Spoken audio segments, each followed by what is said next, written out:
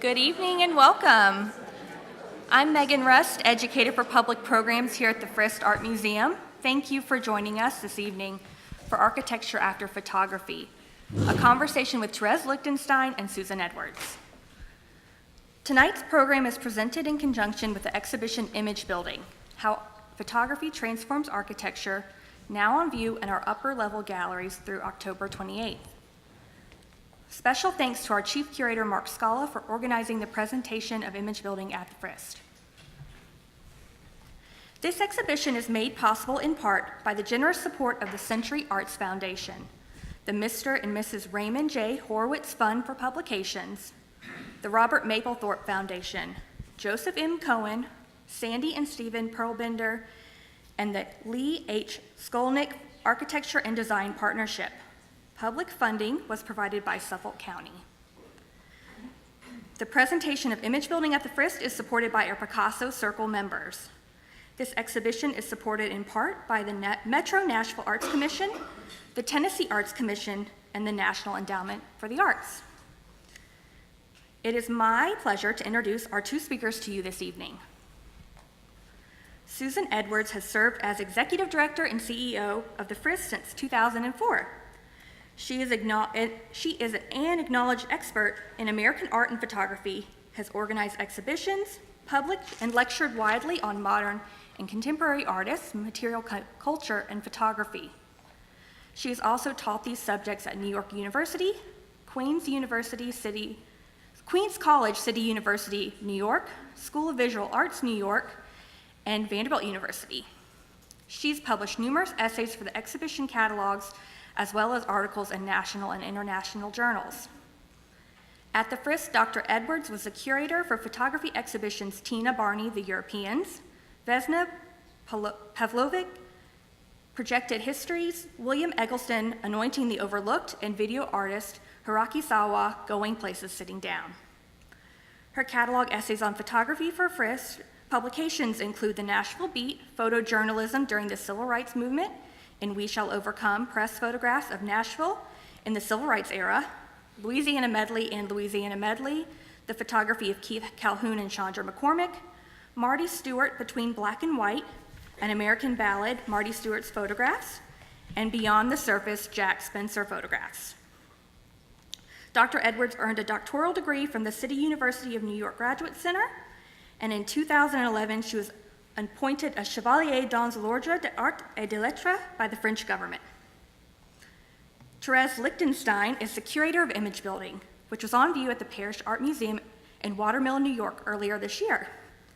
We are delighted to welcome Dr. Lichtenstein back to Nashville. She was the curator of Twilight Visions, Surrealism Photography in Paris, which was organized by the Frist in 2009. Dr. Lichtenstein was also the curator of Behind Closed Doors, Hans Bellmer's Dolls. Behind Closed Doors was honored by the International Association of Art Critics as Best Photography Exhibition of 2000-2001. Dr. Lichtenstein has organized numerous exhibitions and has authored major publications to accompany the three exhibitions just mentioned. Dr. Lichtenstein has published widely in revered journals and periodicals, including Art Forum, Art Magazine, Flash Art, and Art and Text. Dr. Lichtenstein earned a PhD in art history from the Graduate Center of the City University, New York, and taught art history, theory, and criticism at New York University, State University of New York at Old Westbury, Rice University, Mount Holyoke College, and the Massachusetts Institute of Technology. From 1997 to 2000, she was an assistant professor and faculty fellow in the Museum Studies program of the Graduate School of Arts and Science at New York University. Since 2000, she's been on the faculty of the Ross School in East Hampton, New York, where she teaches art history and is responsible for curriculum development, organizing visiting artists, curators, and scholars. Please join me in welcoming Susan Edwards and Therese Lichtenstein.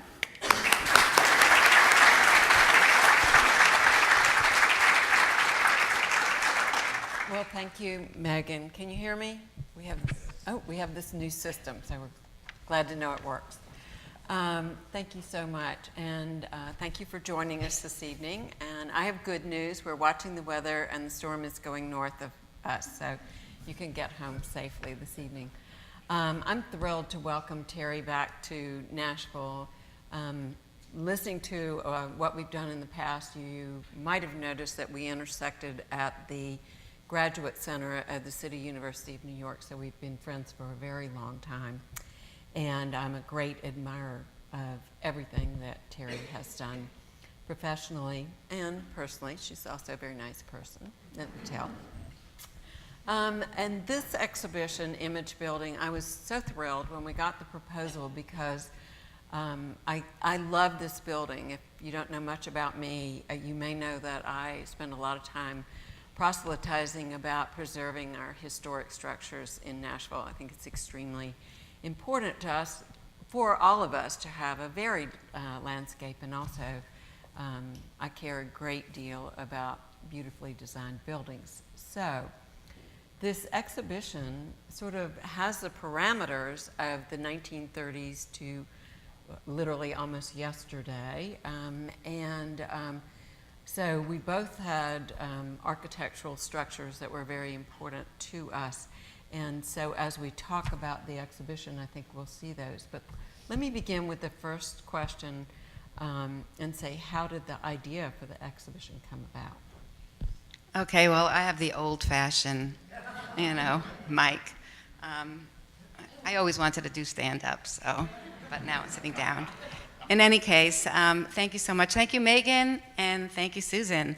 This is such a great pleasure. I haven't been to Nashville since 2009, and it's so great to be back. And I actually the Image Building is installed in the same exact spaces as Twilight Visions. So it was really nice to see it in the same space, but feeling and looking completely different. So, in terms of the original inspiration, speaking of architecture, usually when I come up with an exhibition idea and a proposal, it's not really based on a specific place in which it will be, seen, or traveling to. But in this particular case, the Parish Art Museum, the new building just recently opened in 2012. And I went and got a tour from the director, Therese Lichtenstein, and I spoke to her about the possibility of having a visiting curator. And she said, oh yes, please send a proposal. And I was so inspired by the building that I started to think about, architecture, an architectural exhibition, and I started thinking about architecture and photography. And a number of different issues or ideas came to mind. And I don't have an image of the parish with me, but it's designed by Herzog and de Meuron, and it's a kind of barn structure with a lot of light, flooding in through skylights, and it has a very light and airy feeling. And I love the idea of seeing the art that was in the museum changing as the light was flickering across it. And I was thinking about issues of temporality, of time. And I was thinking about Herzog and de Meuron. And I was familiar with the work of the photographer, the German photographer Thomas Ruff, who's in the exhibition. And I remember reading about the fact that Thomas Ruff was invited by Herzog and de Meuron to photograph their architecture, but not for any other reason except to see it as art. And so I thought about, this notion of a kind of subjective, very personal, sort of artful interpretation of the architecture, which a number of the photographers in the exhibition explore and produce photographs that do that. And on the other hand, other photographers that have been commissioned specifically to document buildings, for architects or for various publications. And I started thinking about the work that Thomas Ruff had done. This is actually, I'm going to show you one of the buildings. It's not in the exhibition. The Ricola building that Thomas Ruff photographed for Herzog and de Meuron.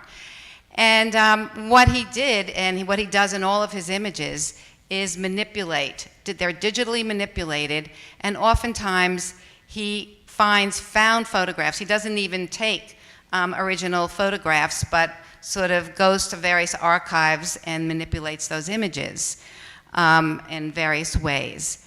And then I started thinking about the whole idea about how so many contemporary photographers return, not only manipulate photographs, because obviously the technology has changed tremendously since the 1930s, but not only how they manipulate photographs, but how so many contemporary photographers go back to earlier modernist buildings. So then I started looking at a number of Thomas Ruff, who's a German photographer, contemporary. He does lots of different kinds of photography, but how he went back to sort of earlier Bauhaus, architecture, early modernist architecture.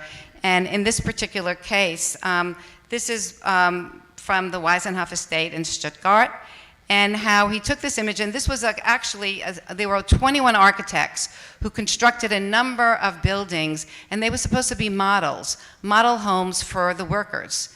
And it was in the Werkbahn exhibition. None of them really, it didn't end up, they just ended up being models, and they weren't actually serve as houses for the workers.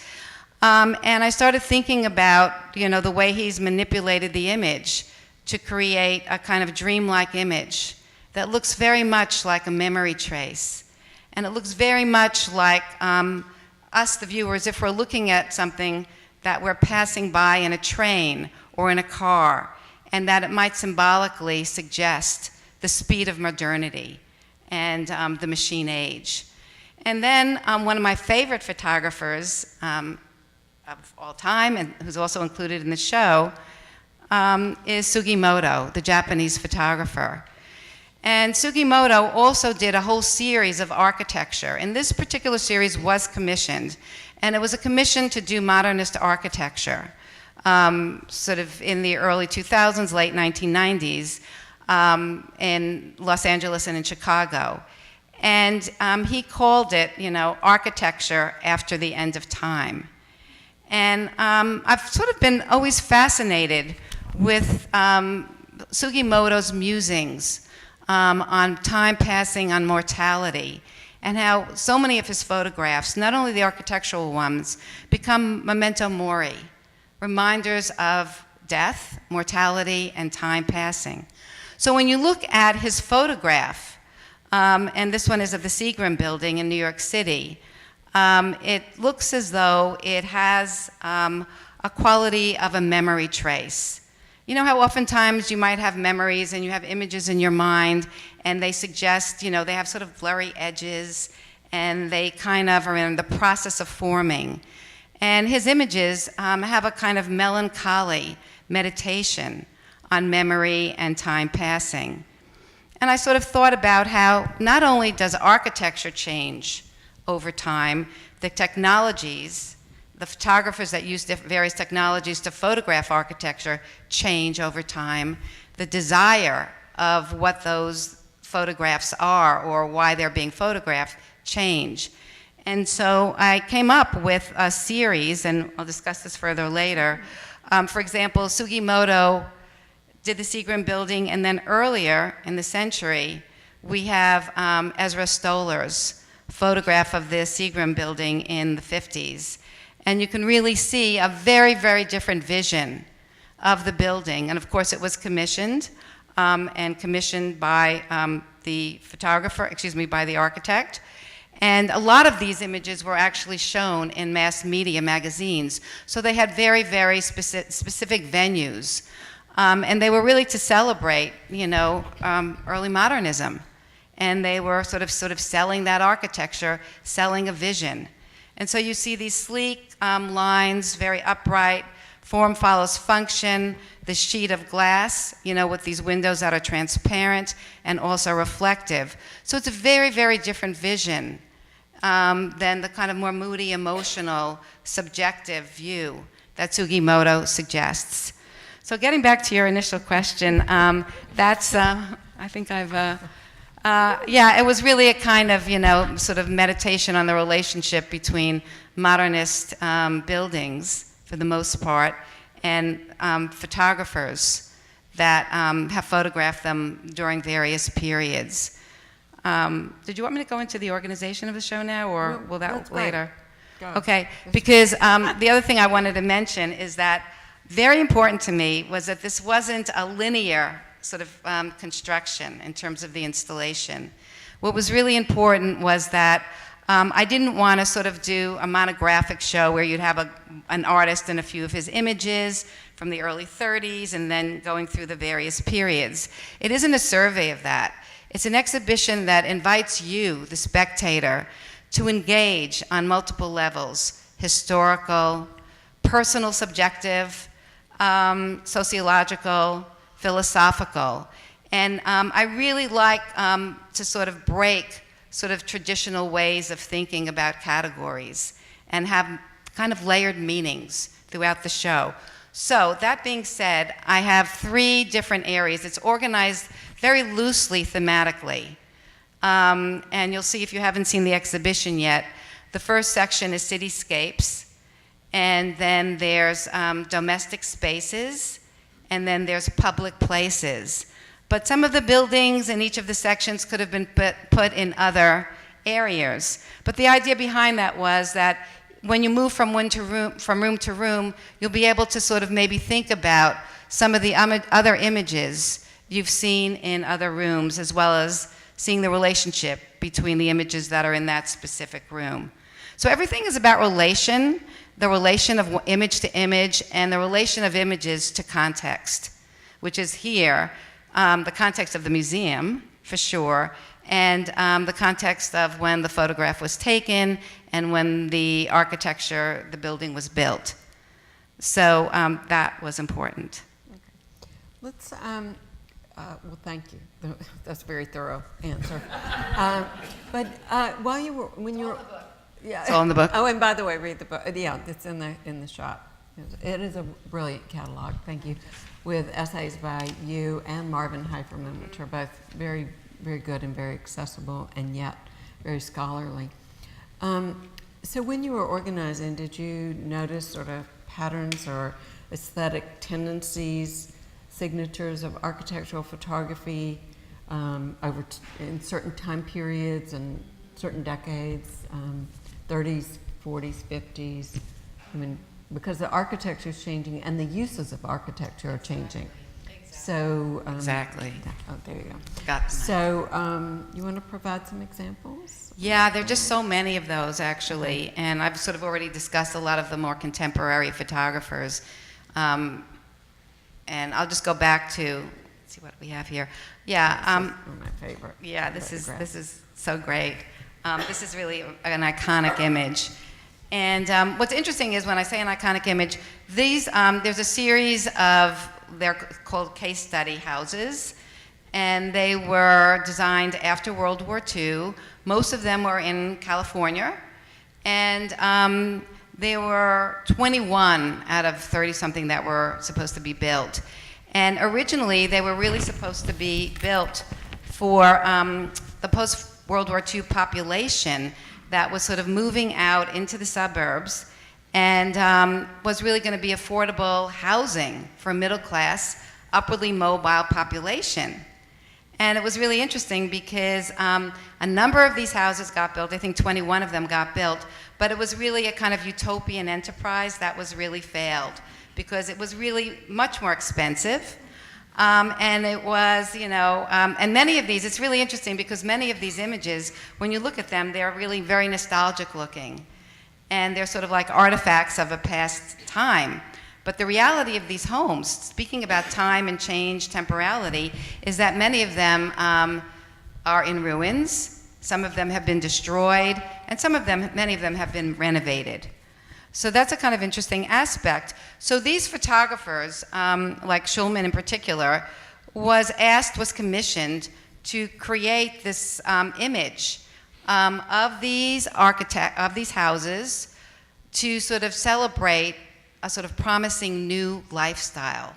You know, open, carefree, sort of a version of an American dream that would be very, very appealing to the new house owner. And so they celebrated not only the architecture, but the architects as well. And there were many, many different architects working on this project. And so these homes were also seen in mass media publications, in magazines. And when you look at the show, I have a number of magazines, and you can sort of see how they showcase the photographs of the architecture. Okay, so many, and you can see here, you can see these modernist simple designs, the glass walls, that create this transparency, the daring perspective. It's hanging over with this view of LA, but also very important, and I don't know if, let me see if I've included another one. Yes, this is part of the same number 22 house, case house. Is you can sort of see there's a pool, and very important, you notice the perspective. It overlooks LA, but there's a sense of a continuity between inside and outside. And that openness and that fluidity between nature and the landscape was very, very important. This kind of open, free, carefree lifestyle, this promise for, as I said, this America after the war. Now, so you see these crisp but very aesthetically beautiful images. And one thing I'd like to point out, which I couldn't really show in the show because I decided to show 20 photographers, and there were just so many images you could include, right? So Schulman actually and Stoller, they photographed multiple views of each of these houses. So it would bring you, the viewer, the potential buyer, through the house and experience it in all its dimensions, in all its rooms. So you would have multiple perspectives of the same place, the same home. And, but here you just have a glimpse, of a few of the individual houses. So in contrast to this, and to notice a kind of period style, a few years later, what we start seeing is so many people moving out of the city into the suburbs. And then you got to see these kind of mass developments, and on the East Coast, the Levittowns, the 3 Levittowns, and this particular work, this Robert Adams, on the outskirts of Denver in Colorado, gives you a very, very different image of suburbia. And what you see here is this very claustrophobic, not that open space of the case study homes, but this very claustrophobic exterior with this kind of sun-bleached, sun beating down, this kind of dry lawn. And notice within, actually I can use this. Let me just, excuse me for a second. So you notice that there's this frame, the house is a frame, the window is a frame on the other side of the room, and the woman silhouetted, anonymous, mind you, against that open window. But it's a very closed, claustrophobic space, and it seems also very, very melancholic. There's a certain kind of sense of maybe slight hopelessness. And you see it also in a whole series, these tract houses that were really for working class people. And these were sort of on the outskirts of LA. So think about this in relationship to the case study houses that were built a little bit before this time. And these were images of homes. They were just kind of very frontal, close up, also claustrophobic, of homes that were in the process of being built. But they have a kind of starkness. But at the same time, they have no people are visible, but at the same time, they have this incredible, beautiful, sensual surface. They're very textured, and you have a kind of minimalist aesthetic that was very, very prevalent in sculpture and other arts at the time.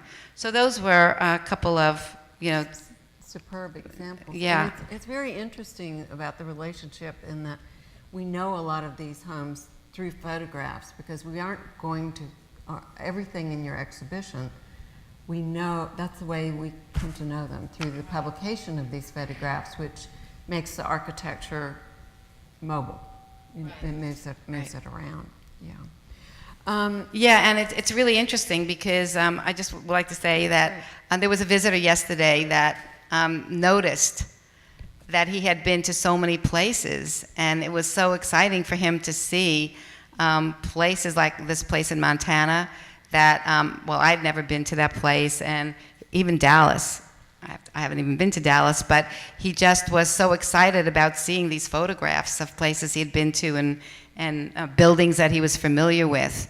And for many of us, many of the images and the photographs, the buildings, we will never have gone to. But in a way, it triggers our imagination.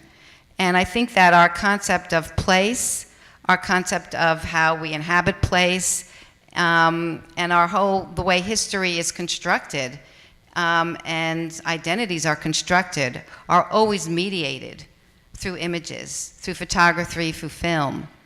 And they sort of always haunt us on some level. And they always, sort of change our expectations.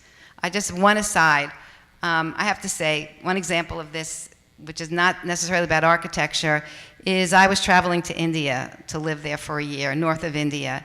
And and I'm sure you've had a similar experiences when you go to a new place. I had seen photographs, I had read so much literature, I had seen films, and when I got off the plane in New Delhi, and it was completely different on every single level that I could have imagined, even though I had certain expectations because of, all of the representations that I had seen or read.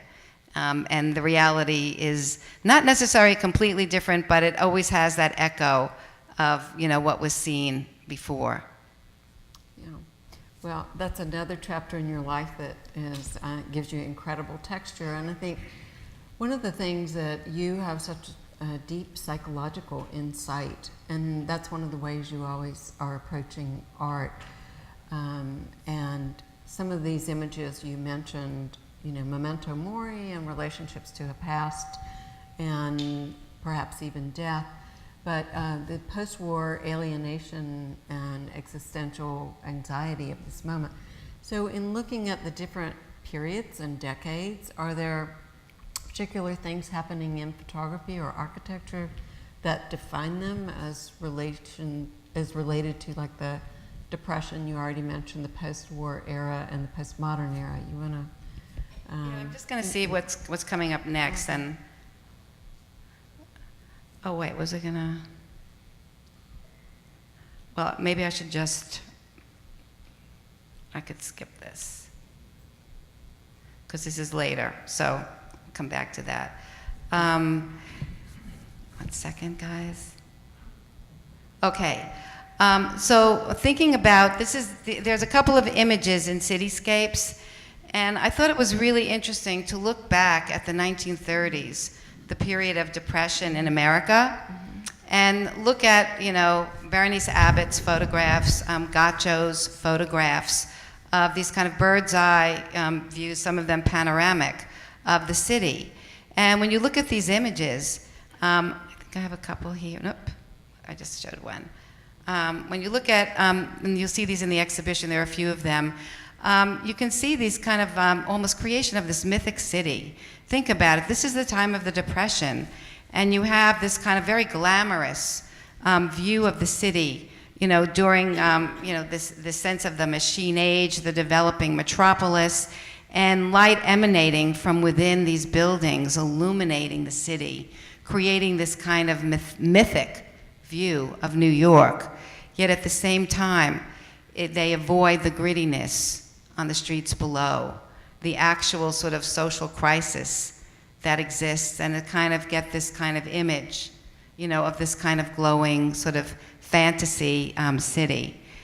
And so what I decided to do was juxtapose this image with a more recent image of the city, of New York City, by Iwan Ban.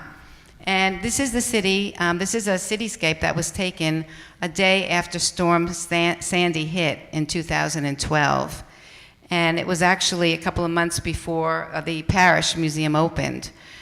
And he actually took a helicopter above the city. It was amazing how we got somebody to take him up. And he was using a digital camera that no other kind of camera at this point in 2012 could have taken this shot. And this was on the cover of New York Magazine. And he did a whole series of images. And they really picture, it shows you the city. It's actually really beautiful, but it's kind of a city that's divided. Part of Manhattan is lit, and part of it is unlit. And it's kind of, for Iwan Ban, he thinks about it as, symbolically suggesting the haves and the have-nots. So it's a kind of, and also, so the technology was so very, very different. And it's a very, very interesting view, just technologically and socially, of two different periods. And what about, and have you noticed through different time periods or decades, perhaps, that there's certain patterns that are repeating, or just aesthetic tendencies, or signature architectural photographs of certain periods, of ways people approach things? Okay, I don't know if I have all of them, but this is a kind of interesting photograph, speaking about cityscapes. You see, I'm thinking about a lot of contemporary photographers, and a number of them digitally manipulate, but also a number of them don't. And a number of photographers in the show are German photographers. And Thomas Struth is a German photographer. And for him, he has these large-scale images. And he wants to capture the quality of a city. The images are very clear. You can see every little detail. And this is Dallas, a Sunday morning after a rainstorm, without any people. And for him, he wanted to show the tall skyscrapers in the background, and he wanted to show you the contrast between those and the growth of the city and the buildings in the foreground, the earlier, older buildings. But then the puddles after the rain reflecting the buildings in them, and these kind of just these cars dispersed on this parking lot, just a few of them, and giving you a sense of a kind of meditative silence, and it's this kind of milky white kind of light that permeates it. So capturing a mood and nuance. And when you look at the actual photograph, I have to say, you feel as though you're there. There's an immediacy and tactility and appeal to the images. And he kind of gives you an intimacy within the largesse of this enormous photograph of the city. So they feel intimate. And he kind of makes the ordinary seem extraordinary, which is something difficult to see in the slides, but I think you'll experience it in person. And, but at the same time, there are very, very different approaches. There's a lot of large-scale contemporary photographers. And here's another photographer in the show, who's also in the cityscape section, and another German photographer who always digitally manipulates.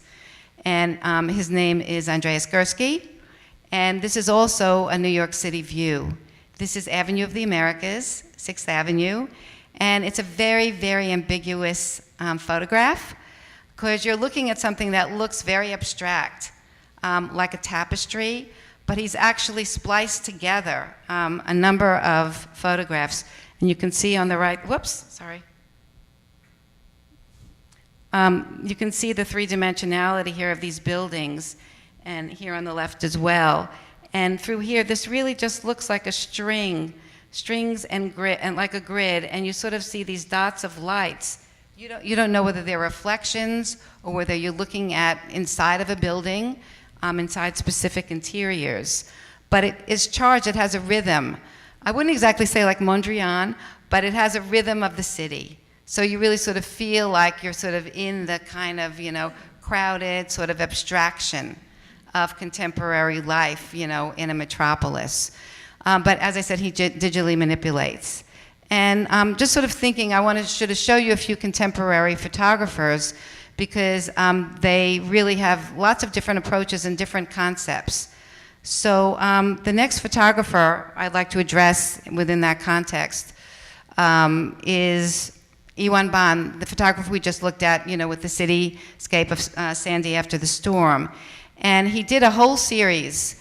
He likes to work in series, and he likes to create social context. And he likes to have a lot of people in his images. The two images of this particular series that I have in the show it has like traces of people. The book has another image where there's a specific person in it. Let me explain what this is. At first glance, it might look like a similar strategy as Gursky, because it looks very abstract. It looks like a tapestry or a grid. But what this is that this is an image of the Torre David that he took in 2011, very large scale. You'll see it when you go upstairs. And I have this image, and I'll show you the next one. This was a building that was constructed in Caracas, Venezuela, in the early 1990s. And during the fiscal crisis, the building just stopped short.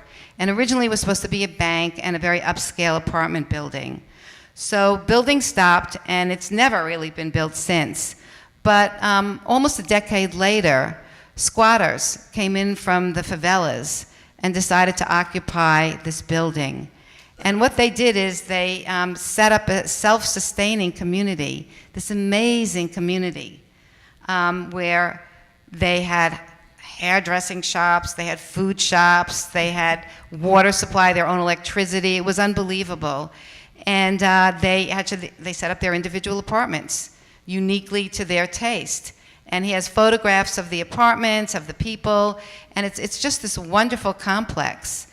And unfortunately, the government asked them to leave after a few years and told them that they would resettle them in housing projects outside of the city. But you can just imagine the interruption, of a life that they had set up for themselves. But this is a case in point where there are numerous, he made this into a book, this project into a book, so there are numerous photographs of the Torre David. And I think, do I have another one right here? Yeah, here's another view. So when you go upstairs, these are really large images. And in this view, you can see it's like you're walking in. They're so large that you feel like you're entering through the space. And here, it's as though you're looking through a telescope or a lens, like a camera lens. And you kind of enter in through the spiral, and you have this kind of hazy, kind of hopeful-looking sky, dappled with clouds and blue sky. And you can sort of see the unfinished building on the outside. But if you notice, when you go around the circle, you can see individual areas where people have painted outside of their apartments, and you can see, a flower pot here, and but at the same time, and this concrete structure, this really sort of heavy, overbearing structure, it also gives you a sense of disorientation. Like these people are living on the edge; they don't really know what's going to happen. Their life is kind of, teetering, like they've set up this makeshift community with all their various connections and temporary stabilities, but it gives you that sense of hope, but, kind of uncertainty. So I think those are prime examples. Let me see what else. I don't want to miss anything that you could tell us, but Go ahead. Why don't you make sure that you've sort of given us what you could from these slides, and then I'll ask one last question, Okay. and then we open it up to the floor. I'm sure some people want to ask you something special. Well, there are 56 photographs in the exhibition, so these are just, a sampling. There's just so many images and so many questions that you might have. So this is another case of, well, actually, I should go back to the earlier one. I'll do this first, though, since it's up. This is very large, enormous. So this is James Casabier, and this is really, it's actually in cityscapes, but it's really also, what's it doing in cityscapes? Anyway, no, it was in cityscapes in the Paris, too. It's really about constructed realities. It's a section that's part of it. But it's really a community. It's actually a model that he created. He only works from models. He builds models, and then he photographs them. And he also works in series. So this was a series of photographs that he did of Dutchess County. And it was also a time of crisis when, the market was totally collapsing. Collapsed. Yeah, just totally collapsed. And so many of the houses that were being built had to stop, and so he builds models that are actually unfinished. You'll be able to see the details when you look at the image. And yet, at the same time, and they're sort of empty, they're without people, and yeah, so you can notice they're very colorful. They're candy colored. and they're very light and very promising and hopeful. You know, there's a kind of a beautiful, beautiful, sort of almost romantic, nostalgic light that floods many of these images. And by the way, in the catalog, there's an image of a couple of these, but also the model. So you can see the model, it's adorable, that he used to photograph the larger images. And so at the same time, he grew up in the suburbs of Detroit in the 1950s. So for him, I think it was in a way a kind of looking back, a nostalgia for a kind of, lost hope or the possibility of a hopeful future, of a certain kind of American dream. So it's ambivalent. There's a lot of sort of ambivalence with, the state of things, and yet perhaps a sign of hope. I should mention there's another photographer, and I haven't included the slide here, that's next to him. His name is Thomas Demand, and he's a German photographer. Quesabeer is American, who builds models. And in this exhibition, it's a model of a car park post-World War II. So I'm mixing up different periods, post-World War II, but it's this very austere, kind of brutalist architecture. And the model is apparently a model, very sort of glaring neon lights, sort of a heavy architecture, very, very different from the Bauhaus architecture from the 20s. But when demand, he also builds models, but he destroys them as soon as he photographs them. And they're large scale, large size, actual size models. And he says there's only a perfect moment for these models to be photographed before they'll, it's almost as though it's some organic, thing. Think about it in terms of like a flower at the peak of its bloom. And that's when he wants to sort of capture the model. And yeah, so I just want to go, speaking about the model, I'm just going to quickly go back to an earlier image that I didn't get to talk about. And it is another Quesabeer. And actually, the Quesabeer that I'm going to show you right now is that one. And bless you. And it's actually a kind of, it's in the context of these case study images. And why it's there is that this is a model that he built based on a home by the architect, the Mexican architect Louis Barragan, who made this house at the same time that, approximately the same time that the case study homes were being built. And this is actually done in 2016, so this is like the latest photograph in the exhibition. And it's really interesting because Barragan referred to his architecture mid-century as emotional architecture. So he wanted to sort of enliven the austerity of earlier modernist architecture, give it a lot of color. So this looks so much like the original. If you go and Google Barragan, you'll see this amazingly beautiful, colorful, vibrant, architecture.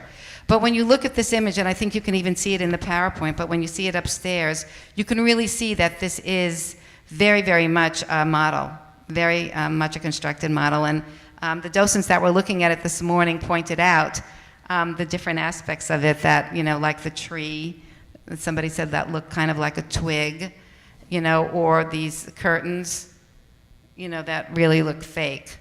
But in this case, Quesabeer was really kind of celebrating the beauty of the Barragan's architecture. And I wanted to show you one other thing before and you have one more question, I believe, but let's. So I wanted to show you this last comparison. So you'll see this in the cityscape section, and this is also a very large-scale photograph. Another Thomas Struth, a German photographer, who photographed, he does a whole series of various photographs called museum photographs. And for him, what was really important is to photograph not what was in an exhibition, but how people look at art. Photographing people looking at art, watching each other. So in a way, when you're in the exhibition, it really mirrors you. You become sort of the same kind of players, So it becomes this kind of meta experience of you looking at art that shows people looking at art. So less important for him is actually in this case, it's the Pergamon series. So it's the reconstruction of the Pergamon altar. And more importantly was the relationship of people viewing in the present to history and, in the historical past. Which brings us to another issue in the exhibition, which is really the relationship between the past and the present, which is really important concept for me. It's about the fluidity of the past and the present, and not keeping the past in the past, that the past should come alive in the present. Because also, and also the way the museum constructs history for us, right? It's not just a kind of single way of viewing a monument or a certain historical moment, but thinking about how, whether it's the museum, whether it's other institutions, whether it's books, how meaning is produced through the makers who produce history. So it's really questioning that, but also thinking about we will never know. We can never go back to the originary experience of a culture when it existed at a specific time, whether it's 2,000 years ago, whether it's 20 years ago. Or especially, you can't go back, but you can't go back to a time before yourself, before your life, or places you haven't been to. So it's that mediation between the past and the present, and sort of what that past, what that history means to you, to your life, and to larger lives in the present. And one last image, and it also deals with the museum. And it is this image, which is actually it's much brighter upstairs, much more colorful and detailed. Another German photographer, Candida Hofer, and she was commissioned to do this project on the Borghese, the Villa Borghese in Rome in 2013. So she did a series of photographs, and all of her photographs, I can say, are really devoid of people. She does a lot of different kinds of institutions, and oftentimes we, the viewer, or the position of the photographer is kind of floating. It's not on ground level, you're sort of floating somewhere in between. So this is a 17th century building, which is extremely ornate. And the concept of the building itself was to really integrate the architecture with the artifacts, with the art within. But more importantly for this commission, Candida Hofer was asked to photograph, if you can see the sculptures on the blue plinths right here. There's a whole bunch of them. This is just one photograph of many, and some of them are very sort of, parallel to the plane. This gives you this kind of movement of like rushing into the corner, into space. So this is a kind of very interesting perspective.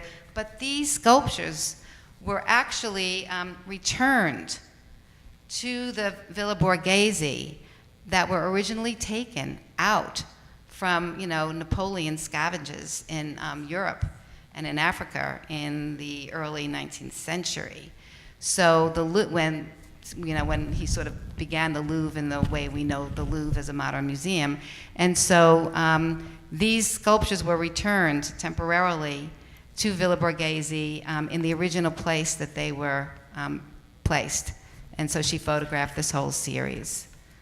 So, one more thing I'd like to mention about Candida Hofer, because it's kind of an important concept to me as well.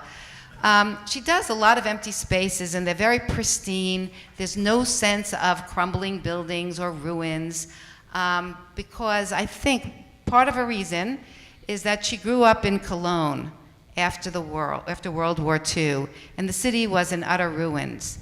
Buildings were destroyed, and I think whether she was conscious of it or unconscious, whether it was personal, whether it was cultural, these really, in a way, represent, it was a very traumatic time.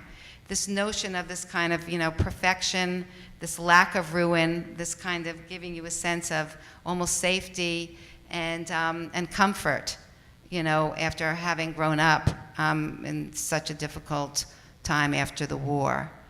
So, there's lots of different issues that overlap, and I hope that you'll be open up to exploring all of them in any way that you choose. It's not didactic. I think that's a good place to pause. I don't think we need any more of my questions. But I'm sure that you have time for, you'll take a couple questions? Yeah. it informally outside, walking around. You want to go up to the gallery? Then let me ask one last question. Okay. Okay. Are there particular images or image pairs or sets of images that you think the visitor will find especially surprising or remarkable?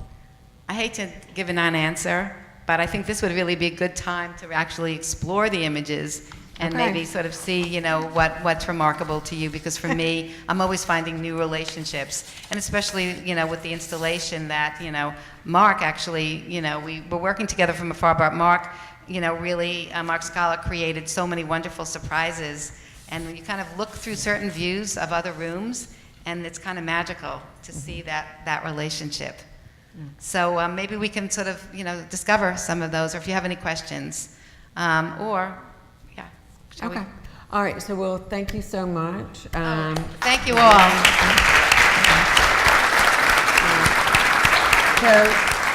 So I think Dr. Lichtenstein would rather answer questions informally, so you can meet her at the base of the stage then.